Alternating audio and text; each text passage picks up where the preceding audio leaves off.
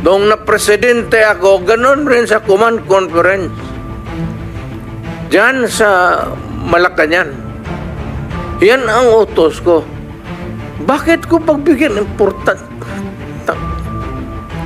Mag-criminal, they go after the innocent people robbing. Mabuti na lang sana kung aakyat ng bahay. Mayor ako matagal. Aakyat ng bahay, magnakaw, re-rapin yung bata, re-rapin yung babae, tapos papatayin. Kung ikaw ang mayor, how do you deal with the problem? Ano Mr. kaya ang tingin ninyo sa... Hindi... I'm sorry to tell you, I'm sorry to express to the nation. Unforgiving ako. Hardliner. Alam nila yan. Pati police alam nila.